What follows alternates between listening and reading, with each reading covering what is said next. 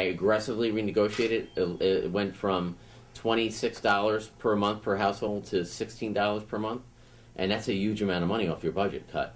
It's about $350,000. So it allowed me to keep the spending in Chester at a very low amount, and comparatively to everybody else, it put me on top. So that's really what they should have done, Ken. They should have either, if you want to keep everything as is, raise the taxes and fund it, or adjust what you're spending money on. So, and there's other things to look at too. I'm not trying to beat up parks or things, but look at the fees you charge. Are they bringing in, or can you make adjustments to what they are? So that stuff wasn't really looked at, and we're doing that now. And I think a fresh set of eyes always brings in that new energy to do that. Besides job cuts, are you looking at any other quality of life programs that people might see affected over the course of the next couple of months? I'm trying not to have any, Barry. Dave Hoover and I spend a lot of time together, DA, because we're sharing a lot of ideas and programs together. We're going to announce a big one next week. But for instance, we drove through the city of Newburgh about 2 months ago. Harry and Wayne were already there for another meeting, and within a 2-hour period, we were on the site of a man that was killed. We were at the DMV, which had people begging in front of it. So you have our customers going in there. We have people's cars that are being, keyed or whatever at the DMV in Newburgh.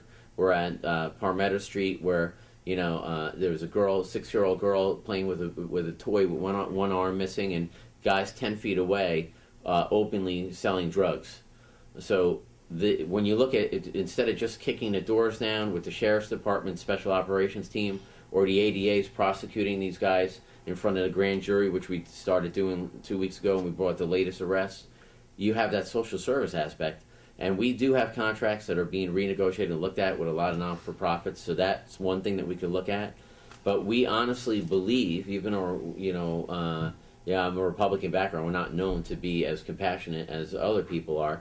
I feel bad for those kids there. And if you look at a kid in the street of Newburgh, some people say the only hope that they have is getting out of the city of Newburgh.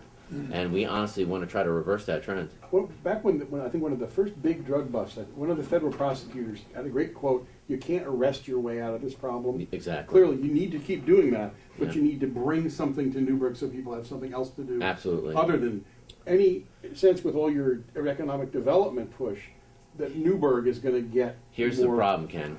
We have 25 bullet-to-body incidents since January, where an actually bullet pierced someone's skin.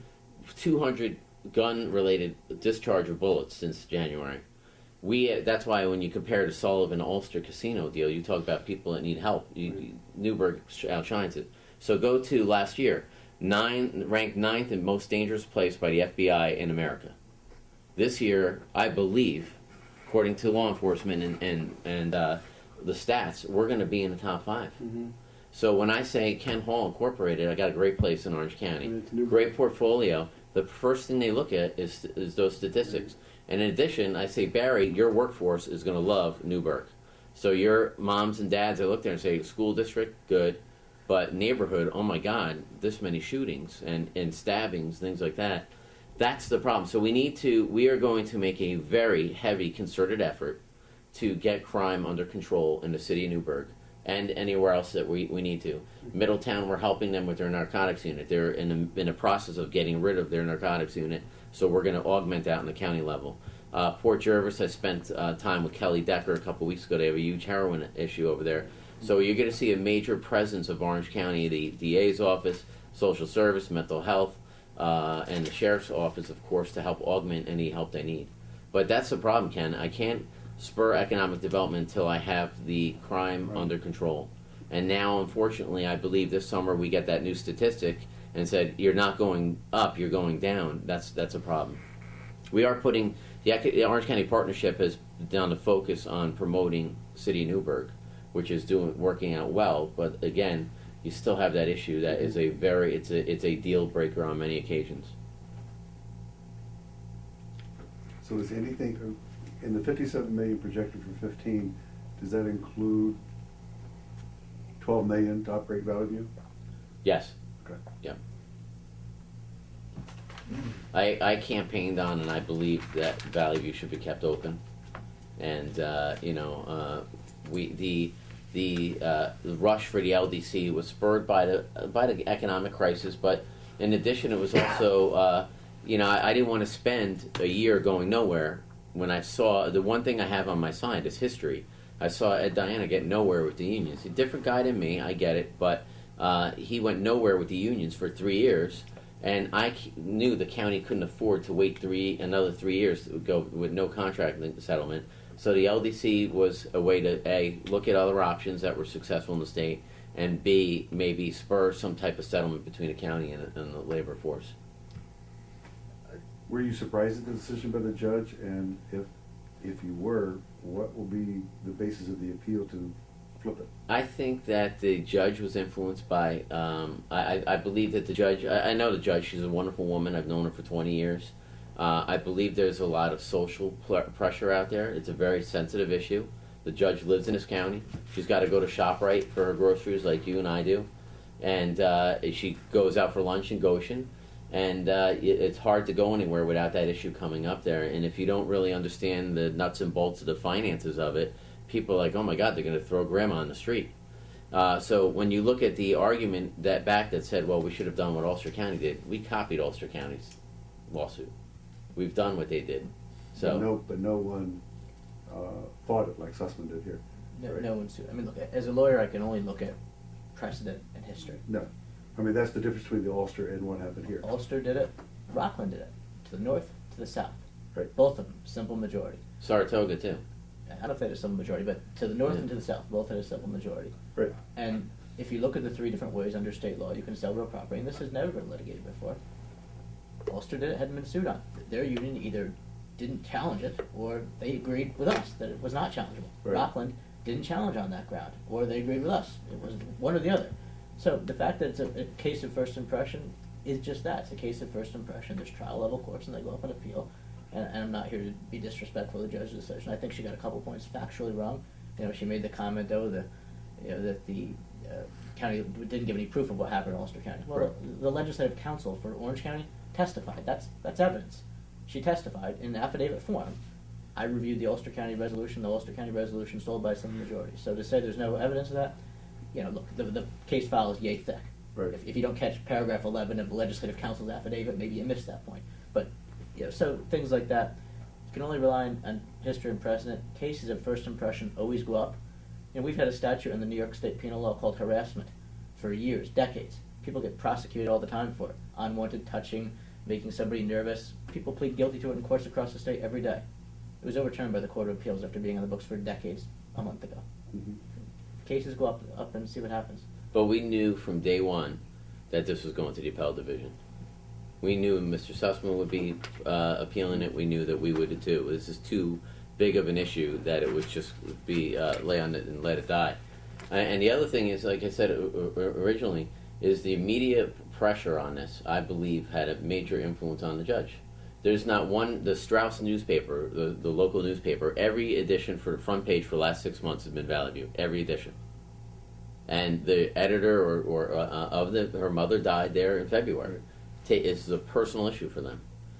We got one positive selling Valley View or pro LDC letter to the editor in any newspaper, including the Record. Other ones, including like My Views from Wayne Booth, has never been published yet, even in the Record. Or we submitted it a month ago. So it is a very one-sided. Who did you submit it to? You. Not me. I don't work We on sent that. it to the Record. We sent it to the Record. Yeah. I So, mean, you personally. May to the Record. 2nd. from Wayne Booth. It was sent back. It was said it was 15 words too long or something. So you Yeah, cut it? That was Did you resend it? resubmitted, Okay. and it's been going on 6 weeks now.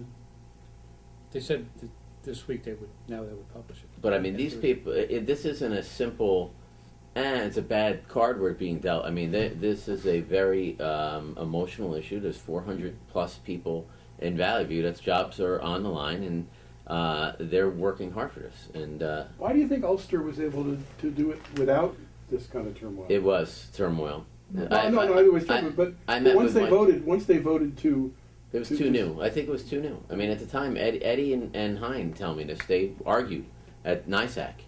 Hein said, I'm going to form an LDC and try it this way. And Eddie said, I'm going to threaten to close and hopefully get it to sell. Eddie told us what Mike was doing was illegal. Yeah. And Sure did. Yeah. Therefore, what you were doing is illegal. But that's, So I mean, that's we'll see what happens with the appeals with Yeah. that. But you know, across the state, they're doing it that way successfully. But the bottom line is, with the original statement on it, is it's an emotional issue. It's tough. I would agree. I think everybody, and there's a lot of movement across the state, people are doing it, but no one has challenged it like it's happened here, which lays question in the sense of whether the appeal will work or not. We'll have to wait and see, obviously. Yeah. You know, there's 1,000 trial judges out there, plus or minus, I'm sure, across the state, and there's appellate divisions, and whenever you have an issue of first impression, it goes up the ladder. And Right. But to me, when you've got some very good lawyers at CSEA, and this has happened to them in the county to the north and the southwest, and they didn't think there was enough legal merit to even file a case on it in terms of that point. Right. So, it seemed up in Ulster they agreed on the numbers, and then the real fight was over what should we do about them. Well, Mike Hine is one who I've worked with on this. Yeah. I mean, all the LA County executives have been very supportive of me. We got brand new ones below us. He said he wants to copyright this and have you pay Yeah, like a royalty. he does. I heard But that. he told me. You get a share of it. But he told me for 3 months straight, he had about 50 deep people protesting his office. He had to have the security, the deputies, escort him into the building for 3 months straight. Everybody knows where I stand on it. Right. The public too, the LDC, they could beat me up on it. The beatings in the record from the my views and the letters to the editor were not targeted at beating up me.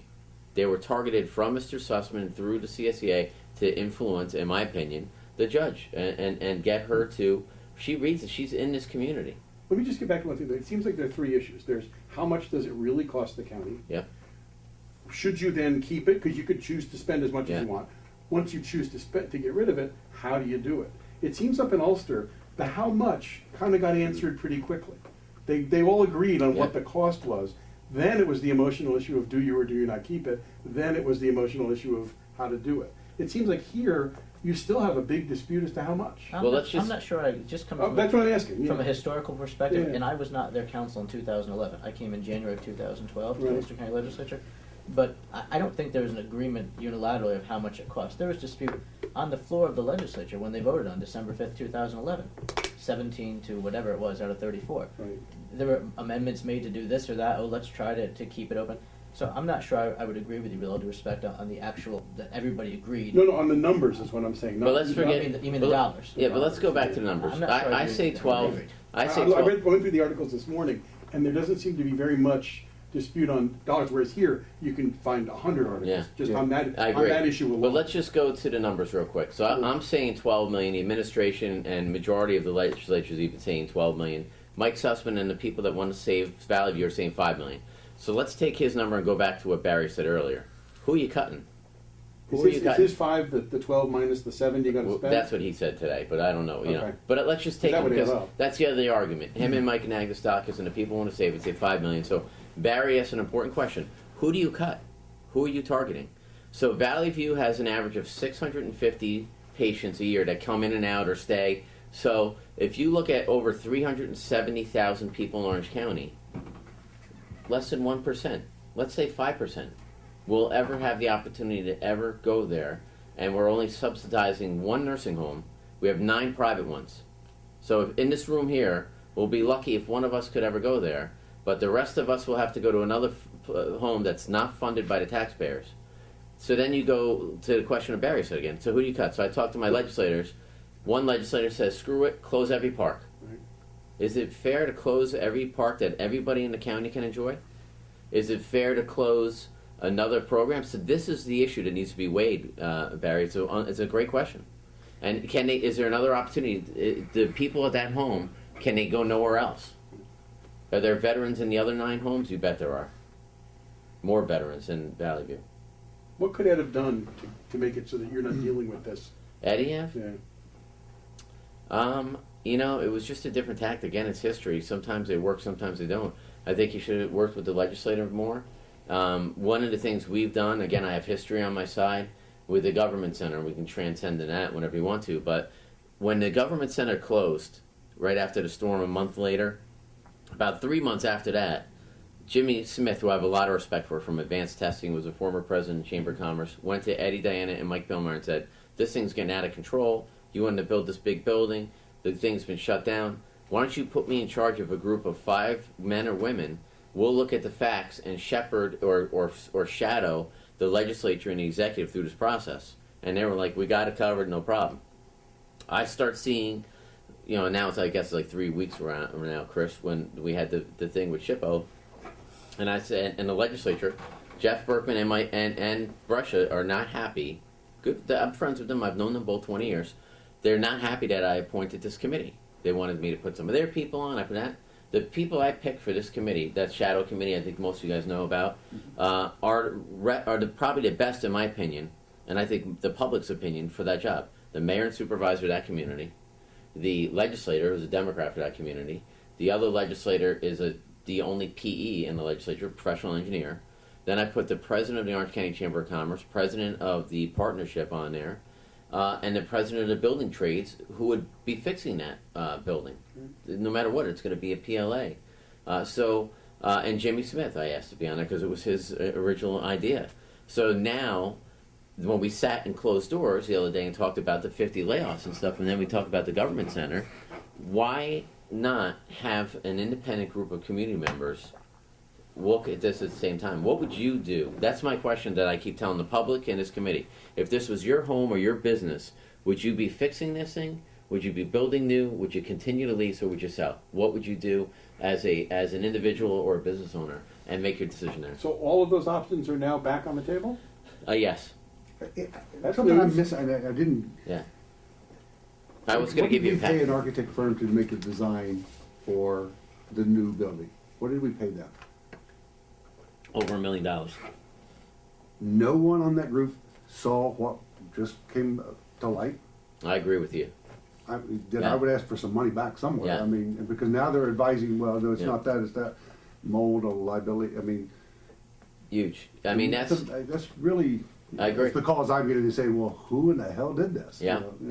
Can we get our money back? Yep, that is a major issue, and that's why we're back to square one, because we really, the BB Plus plan cannot happen as a BB Plus plan. Right. There might be ways to sit down with SHPO to negotiate another subtype of settlement, but unfortunately, the legislature agreed with BB Plus. That majority is now saying, forget it, let's do this, let's do that. So honestly, when I went and spoke to the two caucuses, the caucus leaders, and said this, I'm putting this committee together, and they're like, oh, this is crazy, we have a buildings committee. But here's the deal. Chris remembers this. At my State of the County address, I had 2 books this thick from January 2012. They were environmental books that were done by an engineering firm that went through every building we have pretty much in Goshen that has issues, about a half a dozen, plus the government center. Fix this, fix that, blah, blah, blah. All stuff that our workers are being exposed to today, or the public's being exposed to today. Like paint, this, that, the other thing. Not one thing has been done. Not one thing has been done. And the building committee, good people on there, but I think that when you bring in people from the outside and you give them the facts, and this, I put this packet together. This is what I gave to that building committee so far. It's a letter of the options as they stand today. Continue to lease, buy the buildings that we're leasing, build new, so on and so forth. Keep debating with SHPO. Here's the letter from Clark Patterson, who is the head of that company, of why he believes SHPO is not working out. The other one is a letter from that looks at purchasing, what the cost would be to purchase those ancillary buildings that were in now 40 Matthew Street and the sister buildings. And then attached to the bottom is the new government center proposals that were started back then when Pillmeyer and Diana wanted to build a new government center, because the soil borings were done on that entire site. So if the court's here, government center's here, you have that entire site has already been surveyed for new construction. So all 3 of those options are on the table. So I'll give it to Chris, just so he has everything that the legislature has. But I believe, I called them for another meeting next Wednesday, my committee of 8. They asked for some questions, great questions. Maureen Hallahan gave a great recommendation, because the one guy that wants to buy the building, the Kaufman, everybody said, who the hell's going to buy this thing? Would it be a lot, artist lofts next to a court building and then possible government center? That might not make sense. You can have people walking in with their laundry and people going to court, people doing this. Maureen Hallahan said, why not have nonprofits lease it? Why not let the guy fix it up? If he could fix it up for less money in the county. So you got options there. They asked me some questions to get back to them. We're going to get back to them, and the next Wednesday. legislators willing to go back to this basic level of talking about everything again? They're not willing, they are. Okay. They're doing it now. Okay. You talk to some people like Myrna Chemnitz that wanted the whole building preserved. Right. She said, build a new thing, and now you get to preserve the building. One thing this architect Halfman, people say he's crazy, he's a very very reputable architect. Award-winning guy in national architectural magazines. He said that any plan we would do, BB Plus or the AB plan that was shot down, would so fundamentally change the Rudolph design that he said you might as well take the whole thing down. So that might be an opportunity to sell it to him and either lease the other buildings, buy the other buildings, or build a new one, and now you keep everybody happy. One You know, thing you never O'Donnell- make everybody happy, you might be able to do in this One situation. thing O'Donnell said, which has never been disputed, is that government's operating fairly efficiently Right. in its current Yeah. location. Not that it's the ideal, but, Yep. but it ain't bad. Yeah, Right, okay. and in that report I gave Chris, which I'm there now. I mean, I'm going to be there for 3 years. My whole term, I'll be probably in that Matthew Street, Right. because it's going to take 6 months to start a new building, or at least 6 months to argue for BB Plus, or I'm going to be leasing. By the time a construction would start, I'd be stuck in there, or being in there. So that's the deal for the long term or short term for Goshen for the next 3 years. We are going to continue to be where we are. But the way I looked at it, I spoke to the Chamber of Commerce for Goshen about a month ago, and I said, every building that we're leasing is off the tax rolls now. Goshen is 55% off the tax rolls. Matthew Street, both buildings, the legislative building, every parcel of property that we are leasing is off the tax rolls. So we can buy them, which I'm fine with. I'm fine with any decision, just to have a decision. I'd love to be able to take one of these decisions off our back. So Still want a DMV office in Goshen? we're definitely gonna. It was the most profitable DMV back then, and look, let me tell you, one of the proposals that we've seen out there, when you say we have to lay off, if we lay off 600 people, we've got 2,500 employees now. That's a huge part of our labor force. If we had to lay off, let's say, 400, 600 people, you might have to consolidate DMVs. You're gonna have to consolidate departments to begin with. So. Would that Newburgh DMV be one that you would close? I don't know. Newburgh really needs all the support they can from the county. So we have to look at the numbers and see how we make things work. Does it make sense to have these long-term leases, multiple buildings all over the cities, all over the county? We're probably one of the biggest property owners in the county. So one thing I did ask was to get a portfolio of every property I have, or the county owns, the taxpayers own. Maybe make them shovel ready, because that was one of the other things I want to talk about with economic development. I gave the IDA a list of 5 recommendations early in January, and one of them was shovel ready sites. So if we own all these properties, maybe get them approved for economic development, including the city of Newburgh, sell them, and now start spurring some economic development. So that's another way to close the gap. Maybe make a couple million by losing some of these properties. Also, developing some of these properties we bought in the 80s for water for Middletown and Crawford, for instance. We're moving forward on both of those projects. So those are options there. Are Which the is your preferred 2,500 option? employees, is that, and I know it's hard to make apples and apples comparison, but for a county of equivalent size within the state that has quasi in terms of responsibility, what is their employment? I think they're a little small. Okay. Like I said, most people since 08 really cut back on their size of governments. Okay. So unless you start going to the 900-pound gorillas like Nassau and Suffolk, which are Right. like states as part of their employment, Orange County is very big. We have a big budget. So, it's tough to say once you have these programs, going back to the Barry question, what do you cut? Right. Once you start giving these funds and these programs, we have, all different stuff that we offer out there. So, Right, if you take a look at what Hein did up in Ulster, his nursing home, then he moved on to mental health, Mhm. then he moved on to his youth bureau, he consolidated that with Right. some of them. So Mike's been very aggressive in that he consolidation. says he's the aggressive. biggest Republican in Hudson Valley. Philosophically. Well, I think he grew up as a Republican. Yeah, he did. It's there in the DNA. But we have a very good relationship. Mike Hine, Scott Samuelson as well, and the legislature up there as And well. Molinaro, Mark too. Molinaro, just Right. good friend. Molinaro. I've been friends with him for a long time. But I gave just the economic development thing. The IDA is sitting on a lot of money. I think we all know. They're being criticized or scrutinized all over the state from the comptroller's office. So in January, I gave them a list of things I thought was good, good things to do. Spend money on things that are creating jobs rather than, I'm not trying to criticize, I'm trying to work with them. So my recommendation was when you give out money, big tax breaks or just seed money, make sure that money's coming on with creating jobs. And Can we get the scorecard that you and I talked about? yeah. So that we can go on the website and go, Yes. 100 million here for 40 jobs, and they actually got 50 of them, Yes. or 20. Exactly.